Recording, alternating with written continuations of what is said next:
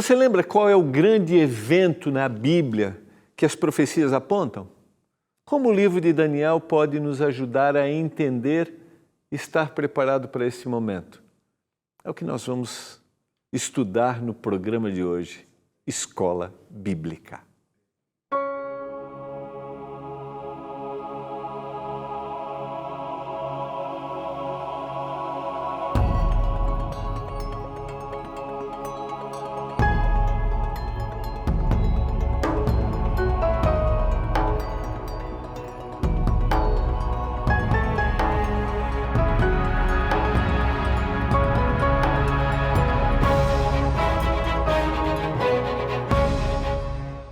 Olá, tudo bem com você? Estamos juntos. Estamos começando mais um programa Escola Bíblica. É um prazer, uma alegria. Estamos chegando ao final da nossa temporada estudando Profecias de Daniel. Eu espero que você que acompanhou a gente tenha tido mais clareza, ainda mais entendimento, assim como acontece com a gente aqui no estúdio. Quanto mais a gente estuda, quanto mais a gente lê, mais a gente vai entendendo os propósitos que o Senhor tem para a nossa vida. Eu espero que isso tenha acontecido com você. E aí, você tem entendido? Quero dizer que a gente vai hoje concluir o nosso tema número 15 e amanhã, esse tema é uma continuação, né? O de amanhã, que a gente continua amanhã, é uma sequência, o tema 16, a gente vai trabalhar amanhã e quinta-feira. Então hoje a gente conclui o tema número 15, esse tempo de angústia. E tem detalhes dentro da história que são importantes, porque aqui está a bendita esperança. É o juízo? É, mas é a esperança. É a demonstração do amor de Deus por cada um de nós, nos libertando da dor e do sofrimento deste mundo. Então, mesmo que a gente esteja concluindo o tema, peça seu guia de estudos. Tem aí, porque a gente vai começar agora, a partir da semana que vem, a temporada onde vamos estudar o livro do Apocalipse. E é importante que você relacione os dois livros, como eu tenho falado nesses meses aí que a gente estudou Daniel, um livro está ligado ao outro. Então, não esqueça, você pode pedir seu guia e assistir no ntplay.com todos os nossos programas anteriores. Lembrando que você tem aqui o texto, daquilo que eu citei, daquilo que eu falei, e os textos bíblicos, todos estão aqui, com perguntas onde fica mais fácil a sua compreensão e o seu processo de aprendizagem. No processo de aprendizagem tem aquilo que a gente ouve, mas tem aquilo que a gente pesquisa, que a gente lê e que a gente faz. Tá bom? Vamos orar a Deus, vamos abrir a Bíblia, vamos na sequência hoje, o capítulo 12 do livro de Daniel. Vamos orar? Pai do céu, nós vamos abrir a Tua palavra mais uma vez nesse momento, nos dê compreensão, nos dê entendimento, que a gente viva, que a gente aplique e que isso esteja forte no nosso coração, eu te peço. Peço que a Tua mão esteja sobre cada telespectador, talvez aqueles que vivem em situações tão adversas, preocupantes, que a mão do Senhor esteja sobre ele e que a mensagem que a gente transmite aqui, Pai, através da Novo Tempo, encha essa família, essa pessoa de esperança. Eu suplico em nome de Jesus. Amém. Vamos lá? Quero convidar você a abrir a sua Bíblia no livro de Daniel, o capítulo 12. Nós vamos relembrar o que a gente estudou ontem, tá? Que a gente viu no estudo anterior, eventos que ocorrerão antes do período de intercessão. Primeiro, o derramamento do Espírito Santo, a gente falou, a pregação do Evangelho a todo mundo, um decreto de perseguição, decreto de morte, a quem for fiel a Deus, quem não adorar a besta e a sua imagem. A gente vai aprofundar esse tema quando a gente estudar o tema da adoração à besta, lá no capítulo 13, né? Vamos conferir aqui, capítulo 13 do livro do Apocalipse, na nossa próxima temporada do Apocalipse, só para eu fazer a citação correta, né? Capítulo 13, tá? Exatamente isso, e a gente vai comparar ao capítulo 14, onde a gente tem no capítulo 13 aquele que adora a besta e sua imagem, no capítulo 14, aquele que é fiel a Deus e a mensagem que ele deve apresentar nos últimos dias da história da humanidade. E nós temos também a imitação da volta de Jesus, acontecimentos antes da oportunidade cessar, ou o que a gente diz, né? O fechamento da porta da graça, ou seja, não há mais agora a intercessão. Quem é justo continue fazendo a justiça, como diz o Apocalipse, e o injusto fazendo a justiça. Porque o tempo da salvação, como diz o apóstolo Paulo, é hoje. Esse é o momento para nós aceitarmos ao Senhor. Só voltando aqui um pouquinho. Não, aqui na sequência. Eu cliquei muito rápido. Agora sim. Segundo, o que acontecerá após o período da intercessão terminar. E a gente citou, né? O derramamento das pragas, a queda, né? Os flagelos divinos. A gente vai estudar isso detalhadamente no tema do Apocalipse. E esse é um período que parece uma vingança, mas não é uma vingança. O juízo divino é um ato de separação, libertação e amor. A gente precisa entender isso. Eu citei, devo repetir isso. Deus, é o olhar que eu tenho que ter sobre aquele que está sendo oprimido. Então, Deus precisa ser justo e eliminar o pecado da história desse mundo. E todos têm a oportunidade. De alguma forma, o Espírito Santo está trabalhando, eu não consigo medir as maneiras. Eu posso ter um olhar, às vezes, dizendo assim, não, parece que isso não é justo, algumas pessoas têm mais oportunidade do que outras. Cada um será avaliado, julgado, dentro da linguagem, né, bíblica, aqui, jurídica, será julgado de acordo com a oportunidade que teve. E Deus é justo, e todos reconhecerão essa justiça. Então fique tranquilo em relação a isso, mesmo que você esteja diante do incompreensível. Eu até conversei com um colega esses dias, né? A gente quer ter as explicações de tudo, a gente quer entender todas as coisas, mas o livro de Daniel vai me ensinando que eu não tenho explicações de todas as coisas, que eu simplesmente tenho que fazer uma coisa, eu tenho que confiar. E é isso que nós devemos fazer hoje. Confiar no Senhor, que o Senhor está cuidando, que o Senhor é soberano, que o Senhor está dando oportunidade para todos. E o juízo separa os sábios dos maus.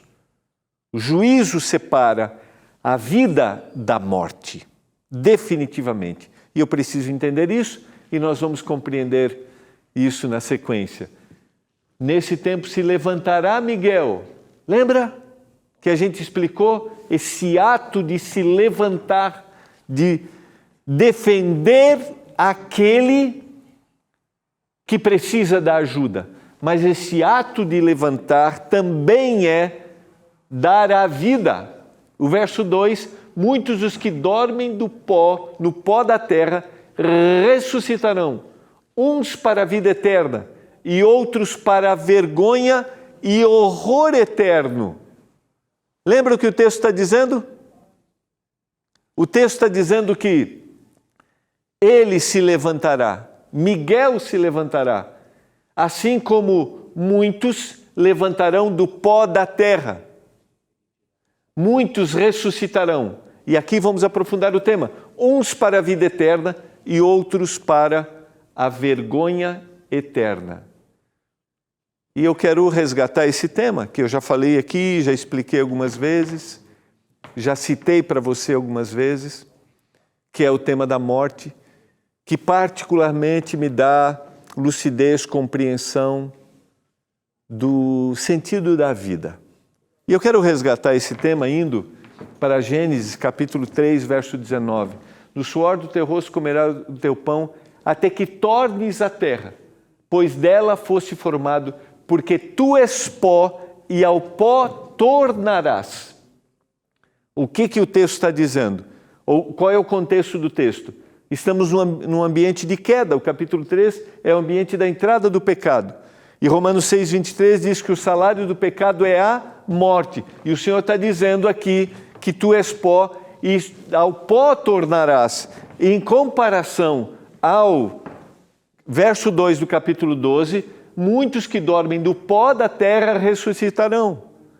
E comparando ao verso 1, o ato de Miguel se levantar é um ato de definitivamente defender, mas é um ato de dizer, um dia ele, Miguel, Jesus Cristo, se levantou ou saiu da sepultura e agora chegou a hora em que todos os que confiaram no Senhor levantarão do pó da terra.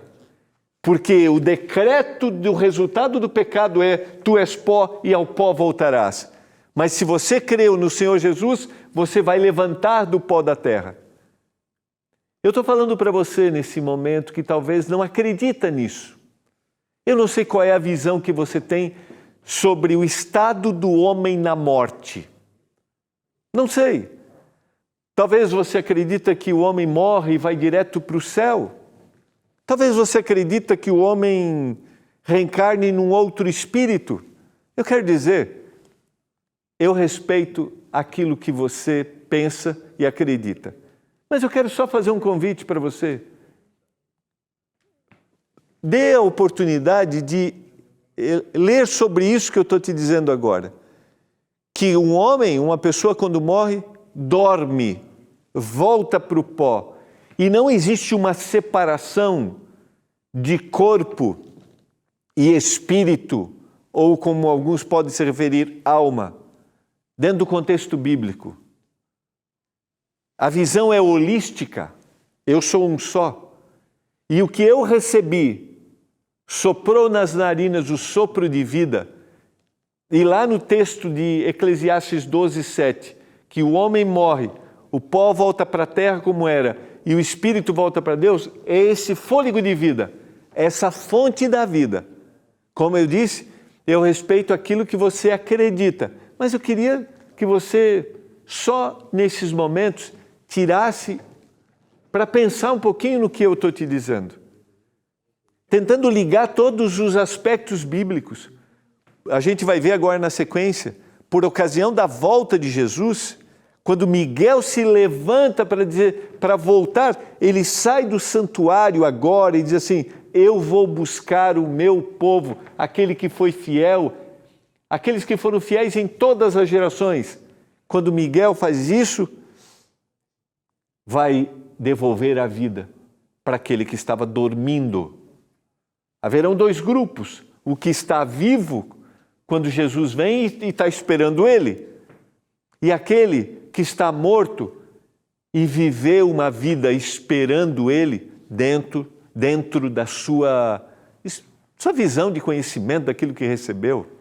E aí eu digo, eu não sei, não posso julgar, mas o Senhor está dando oportunidade para todos. Então, só dê oportunidade para esses versos que eu vou ler para você na sequência. Então, o Senhor dará vida eterna. Diz o texto que eu citei, tu és pó e ao pó voltarás. Já no Antigo Testamento, todo o Antigo Testamento, a gente tem essa crença da ressurreição. Eu sei que o meu Redentor vive, diz Jó, e por fim se levantará sobre a terra. E o verso 26 diz, depois revestido este meu corpo da minha pele, em minha carne, verei a Deus. O Senhor devolverá a vida. Vê-lo-ei por mim mesmo, os meus olhos verão, e não outros. De saudade me desfalece o coração dentro de mim. Ele está falando, a crença, e João no capítulo 5, verso 28 vai dizer, não vos maravilheis disso, porque vem a hora em que todos os que se acham nos túmulos ouvirão a sua voz e sairão. Verso 29, os que tiverem feito o bem para a ressurreição da vida, e os que tiverem praticado o mal para a ressurreição do juízo.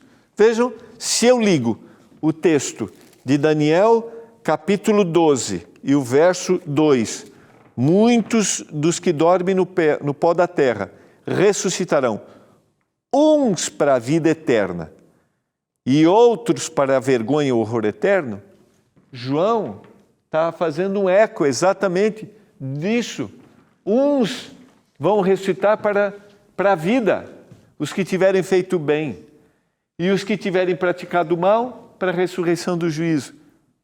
que cabe lembrar, feito o bem ou praticado o mal, não é uma questão de mérito, não é porque ele fez o bem, não, é porque ele esteve tão ligado ao Senhor Jesus, o seu nome está escrito no livro da vida do Cordeiro, ele lavou suas vestes, ele viveu Jesus ao longo da vida, que agora ele pratica o bem, ele vive o bem. E o Senhor vai enfatizar isso no capítulo 25, quando o Senhor um dia separará aqueles, Mateus, né? Tem que citar aqui, Mateus capítulo 25, quando o Senhor separará definitivamente aqueles que viverão a eternidade e aqueles que vão ser destruídos para sempre. Mateus capítulo 25, versos 31 em diante. E ele diz assim, vinde benditos de meu Pai, entrai por herança no reino que vos está preparado, verso 34. Aí eles vão dizer assim, aí ele diz, né, porque tive fome e me deste de comer, tive sede e me deste de beber, era forasteiro e me hospedamos, estavas nu e me vestistes, enfermo e me visitastes, preso e fostes ver-me. Então perguntarão os justos, os que fizeram bem, quando foi que te vimos com fome e te demos de comer? Quando foi? Dá para entender o texto? Dá para entender o que eu gostaria de te dizer agora? Ele não faz, primeiro para ser visto. Não quer ser visto. Ele não faz porque ele quer conquistar algo. Não. Ele faz porque Jesus faz parte da sua vida. Por isso. Ele não está querendo mérito. Não. O Senhor o impressionou. E aqueles que são impressionados pelo Senhor têm uma vida diferente. Têm uma prática diferente. Agem diferente. Estes vão olhar e dizer, eu estava esperando o Senhor. Uns estarão vivos e outros estarão na sepultura e vão acordar.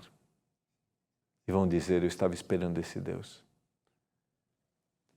É para a gente pensar, está aqui, João, então, reflete exatamente o que Daniel está dizendo no capítulo 12 e o verso 3. Só para a gente... Eu não estou aqui... Eu estou trazendo uma reflexão para você, não quero te convencer de algo, sabe? São João, capítulo 11, verso 11, diz, isto dizia e depois lhes acrescentou, nosso amigo Lázaro adormeceu, mas eu vou para despertá-lo. Qual é o contexto? É a morte de Lázaro. E ele vai dizer isso na sequência, no verso 14. Aí os discípulos dizem, né? Então, Senhor, se ele está dormindo, ele vai ficar bem, porque lá Jesus havia recebido a notícia de que Lázaro estava doente, Jesus fica 3 dias ali, e aí no verso 14 ele diz assim, Jesus disse claramente, Lázaro morreu. Ele está dormindo, mas isso é a morte. Então essa morte, esse primeiro momento, é o dormir. Mas haverá o deixar de existir, eu já trabalhei isso nessa temporada, que é a morte eterna. Mas hoje, quem morre está dormindo. Uns acordarão para a vida eterna e uns acordarão para o horror eterno, ou seja, para deixarem de existir. Faz sentido para você? Não? Um pouco, talvez. Queria dizer para você que, para mim, eu sempre digo quando eu falo desse assunto, para mim aqui talvez esteja, a maior lógica esteja no laço que se cria e se interrompe. E estou falando para você que teve laços amorosos com pessoas. Esses laços foram criados, mas foram interrompidos. E queria dizer para você que o Senhor resgata esses laços. Essa pessoa dormiu, mas o laço vai ser devolvido para viver a eternidade. Porque a gente não foi feito para viver na companhia de alguém 10, 15, posso citar meses, dias. Poderia citar 20 anos, 30 anos, 50, 60, 70, 80, não sei. Não foram esses laços, não foi esse tempo. Os laços foram criados por Deus para serem para sempre. Essa é a esperança. Seria muito insignificante, diante da eternidade, diante do universo, acreditar que eu convivo com alguém 60, 70 anos e isso foi. E a gente que vai tendo um pouco mais de idade, vai tendo percepção de que passou tão rápido, né? E de repente o que você viveu é muito mais, se a vida seguir o ciclo normal, do que você viverá aqui. Mas a gente vai dormir para viver a eternidade. Então, só para a gente pensar um pouquinho, 1 Coríntios capítulo 15, versos 16 e 17, são textos que eu sempre leio quando a gente cai nesse assunto e Daniel nos leva a esse assunto. Porque se os mortos não ressuscitam, também Cristo não ressuscitou. E se Cristo não ressuscitou, é vã a vossa fé e ainda permaneceis nos vossos pecados. Na sequência, 18 e 19, ainda mais os que dormiram em Cristo pereceram. E se a nossa esperança em Cristo se limita apenas a esta vida, nós somos os mais infelizes de todos os homens. Se limita apenas a esta vida. Se é o que eu vivo aqui, é isso? Não pode ser. Os laços são só esses? Não podem ser. O Senhor virá e os mortos em Cristo ressuscitarão primeiro. Sequência, esse é um texto clássico sobre esse tema, mas extremamente importante. Por isso, se você está ouvindo esse tema sobre essa perspectiva pela primeira vez, medita comigo nos versos que eu vou ler agora na sequência. Se você está ouvindo que uma pessoa morre e ela dorme na sepultura, e quando Jesus voltar, ela vai acordar para ter a vida eterna, na segunda vinda do Senhor Jesus. Leia esse texto comigo e veja como isso faz sentido. Não queremos, irmãos, que sejais ignorantes, sem conhecimento com respeito àqueles que dormem. Ou seja, o contexto aqui são os mortos, você vai ver. Mas ele está se referindo ao sono. Para não vos entristecerdes, como os demais que não têm esperança. Pois se cremos que Jesus morreu e ressuscitou, assim também Deus, mediante Jesus, trará em sua companhia aqueles que morreram, aqueles que dormiram. Verso 14. Verso 15, ora ainda vos declaramos por palavra do Senhor, isto, nós, os vivos, os que ficarmos até a vinda do Senhor, de modo algum precederemos os que dormem. Quem são? Aqueles que estão mortos. Porquanto o Senhor mesmo, dada a sua palavra de ordem, ouvida a voz do arcanjo e ressoada a trombeta de Deus, descerá dos céus e os mortos em Cristo ressuscitarão primeiro. Aqui está. Depois nós, os vivos, os que ficarmos, seremos levados, arrebatados, juntamente com eles entre nuvens, para o encontro do Senhor nos ares. E assim estaremos para sempre com o Senhor. E ele termina esse trecho dizendo assim, consolai-vos, pois, uns aos outros com estas palavras. Fica claro para você? Não quero que você seja ignorante, diz o apóstolo Paulo, com respeito àqueles que estão mortos, porque você pode não ter esperança.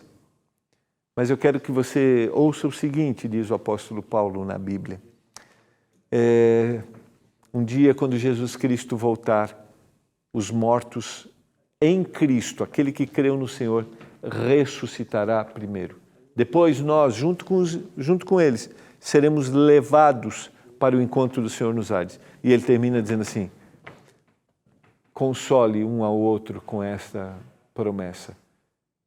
Eu quero que essa promessa seja consolo para você. Eu espero que faça sentido para você. Eu espero que tenha lógica para você. O texto continua dizendo, de Daniel capítulo 12, verso 3, que os que forem sábios resplandecerão como o fulgor do firmamento, e os que a muitos conduziram à justiça, como as estrelas, sempre e eternamente. Vejam que o verso 2 está ligado ao verso 3. Os que forem sábios viverão a eternidade. Aqueles que estavam mortos viverão a eternidade. Aqueles que estavam mortos e acreditaram, eles resplandecerão com o fulgor do firmamento. E os que conduziram muitos à justiça, como as estrelas, sempre e eternamente. Dá para entender a ideia que o texto 2 está ligado, o verso 2 está ligado ao verso 3? E a minha pergunta para você hoje é: o que faremos com isso que estamos recebendo aqui? Talvez para você seja difícil acreditar, talvez você já tenha ouvido algumas vezes, talvez você já tenha estudado, talvez você tenha outras crenças sobre o tema. E eu entendo que às vezes quando a gente ouve algo e a gente já tem uma ideia pré-concebida, seja muito difícil a gente mudar. Eu entendo. Esses dias um amigo, que pensa diferente de mim, a gente tem boas e longas conversas, acho que até já citei isso aqui, ele falou assim: queria tanto que você entendesse, diante daquilo que ele estava falando. A gente tem conversas tão boas assim, de pensamentos diferentes, né? Aí ele olhou e falou assim: e talvez você esteja dizendo o mesmo sobre o que eu penso, né? Talvez você pense assim: por que ele não entende isso? Eu entendo que nós podemos ter pensamentos, ideias diferentes, mas o que a gente precisa sempre é abrir a nossa mente, o nosso coração para que o Espírito Santo fale. Porque quando há sinceridade, desejo, lembra? Quando Daniel clamou, lá no capítulo 10, o anjo chegou e disse assim: você se humilhou, então sua oração foi atendida. Eu queria dizer para você que talvez não tenha esperança, ou você que teve o laço interrompido pela morte por uma pessoa querida, eu queria te dizer que um dia Jesus vai voltar e esse querido vai levantar da sepultura. Talvez foi um filho, um bebezinho. O Senhor devolverá no seu colo, porque essa é a lógica para a existência. Creia, creia. Daniel vai terminar o seu livro com essa promessa de que o Senhor voltará e os laços serão recriados para sempre. Eu quero orar por isso. Pai do céu, obrigado pela Tua palavra. Obrigado pela esperança que nós temos em Jesus, de que os nossos queridos que morreram vão acordar para terem a vida eterna. Que essa mensagem toque o coração de todos que estão me assistindo nessa hora e que traga consolo, em nome de Jesus. Amém. Foi muito bom estarmos juntos, estudarmos juntos. Amanhã a gente se encontra para estudarmos a última lição desta temporada. Um abraço.